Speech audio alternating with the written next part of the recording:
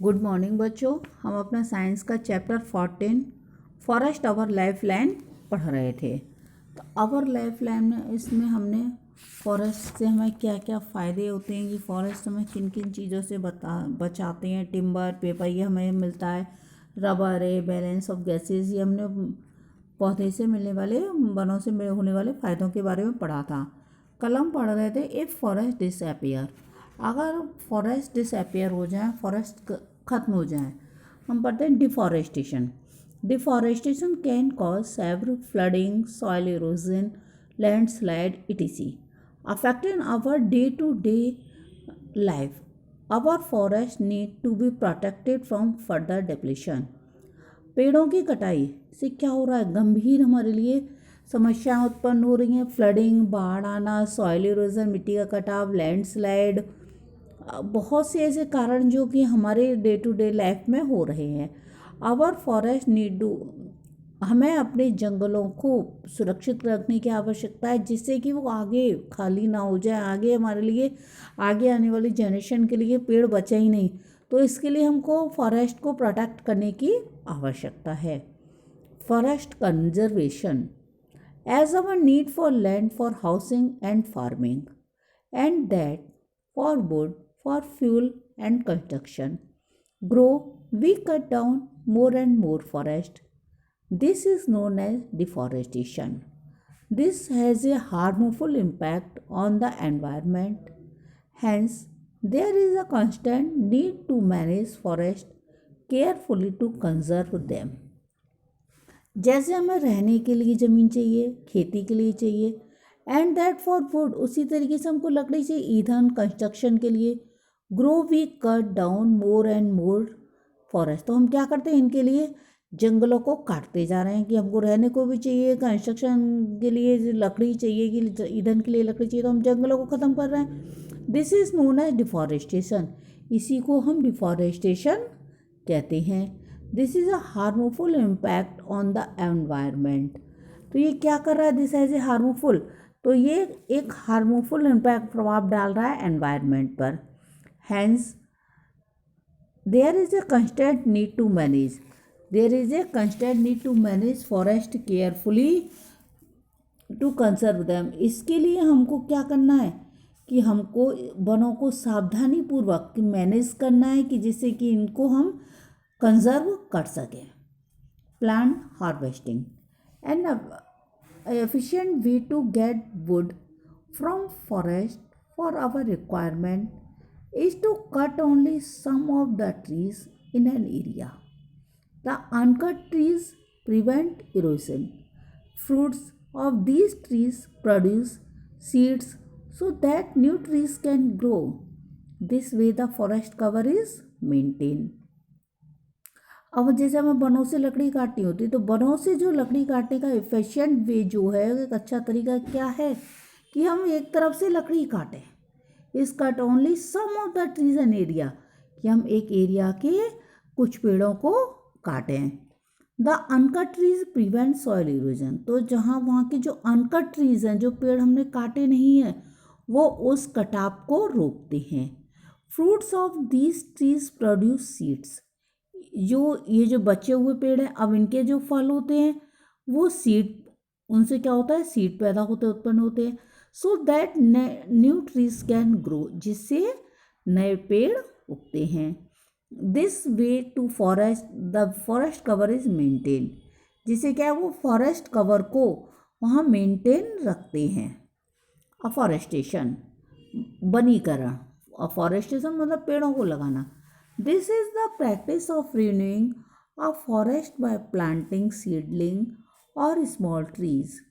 These days in our country, plant afforestation is being done not only by the government but also by private organization for commercial purposes. Selective cutting of trees in these plantations provides wood for construction and also keep the forest cover intact. Means this is the practice of renewing. तो ये एक हमारी एक practice है, नवीनीकरण, जंगल के नवीनीकरण bye planting seedling, कि नए नए पौधे लगाना, नए छोटे पौधे लगाना, बीज लगाना। तो ये हमारी एक प्रैक्टिस है, हमारा एक प्रयास है। This days in our country, इन दिनों हमारे देश में प्लांट अफॉरेस्टेशन, नियोजित वनीकरण is being done not only by the government, एक सरकार के द्वारा ही नहीं कि खाली सरकार ही ये सोच रही है, बल्कि but also by private organisation, बल्कि प्राइवेट संस्थानों द्वारा भी ये अपने कमर्शियल पर्पस के लिए किया जा रहा है। Selective cutting of trees in this plantation provide would for construction, select करके कि पेड़ों को काटना, कि हर एक पेड़ को नहीं काटना, सेलेक्ट करके पेड़ों को काटना, कि कंस्ट्रक्शन की लकड़ी चाहिए तो वो हमको लकड़ी भी मिल रही है सेलेक्ट करके। And also keep the forest cover intact, और हमारा फॉरेस्ट कवर भी बरकरार रहता है। Protection from fire, huge forest areas are destroyed by fire every year, हर साल एक बहुत बड़ा एरिया फॉरेस्ट का जंगल में आग से डिस्ट्रॉय नष्ट हो जाता है। फायर में occur due to the carelessness of people और due to the lighting during a storm on by friction between dry stems and dry branches of trees. अब इस आग का कारण या तो लोगों की लापरवाही कह लें, या कभी जैसे आंधी तूफान वगैरह आते तो जो बिजली कड़कती है उसकी वजह से लग जाती है या कभी स्टेम और ब्रांचेज जब आपस में फ्रिक्शन होता है इनका तो उसकी वजह से भी आग लग सकती है। Forest fire are controlled by spraying by stings solutions from aircrafts और by changing the direction of wind using strong blower. अब इस जंगल की आगों को बुझाने के लिए क्या क्या हो सकता है, जो एयरक्राफ्ट हवाई जहाज़ों द्वारा फायर आग बुझाने वाले सॉल्यूशन का छिड़काव करें, या changing the direction of wind, हवा का हम लोग स्ट्रॉन्ग ब्लेयर का उपयोग करके हम जंगल की हवा की दिशा को बदलकर कंट्रोल में कर सकते हैं। जैसे हवा जिस तरफ चली, यूजिंग ब्लोइंग स्ट्रॉन्ग ब्लेयर्स को यूज करके हवा की डायरेक्शन को चेंज किया जा सकता है, जिससे कि आग को कंट्रोल में किया जा सकता है। Protection from insects and pests, अब जंगल में इन इंसेक्ट्स एंड पेस्ट्स से भी बचाना जरूरी है, क्योंकि other important causes of forest destruction are insect and pest, अन्य महत्वपूर्ण कारण वनों के विनाश का इंसेक्ट्स एंड पेस्ट हैं। Methods of controlling disease in forest include removing infected trees and using pesticides and fungicides. Insects and pests can be efficiently controlled by natural insect predators. They kill insects in large numbers.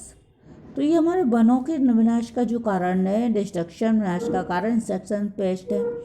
इनको control करने के लिए method में जंगल में insecticides and paste, insecticide fungicides, इनका छिड़काव जरूरी है। जैसे क्या है, ये पेड़ों को नष्ट करते हैं, पेड़ों में इन्फेक्शन हो जाता है तो ये पेड़ों में बीमारी जो हो जाती है उसके लिए इंसेक्टिसाइड्स एंड फंगिसाइड्स का छिड़काव भी जरूरी है। Insects and paste can be, ये जो इंसेक्ट्स एंड पेस्ट हैं इनको कंट्रोल करने का जो प्रभावी तरीका है वो नेचुरल इंसेक्ट प्रेडिटर्स हैं, जो नेचुरल ही कीड़ों को खाने वाले शिकारी होते हैं वो हैं।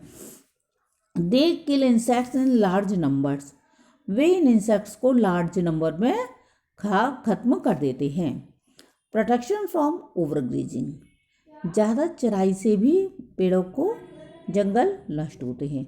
Overgrazing by cattle, sheep, horses etc. not only destroys grasslands but also trees in forest.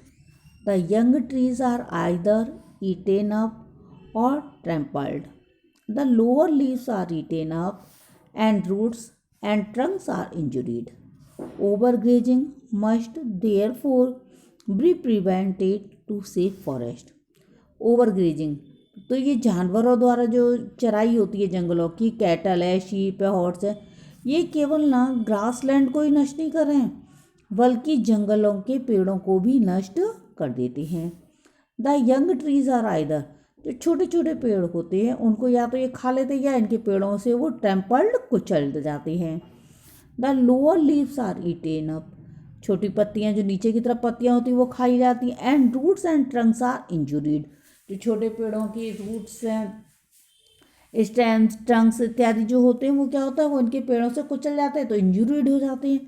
Over grazing must therefore be prevent to save forest, इस ओवर ग्रेजिंग से जंगल को हमें बचाने, ओवर ग्रेजिंग को भी हमें रोकना जरूरी है। जब भी हम अपने फॉरेस्ट को, जंगलों को बचाने के लिए इस ओवर ग्रेजिंग को भी हमको रोकना चाहिए। Now this chapter your complete.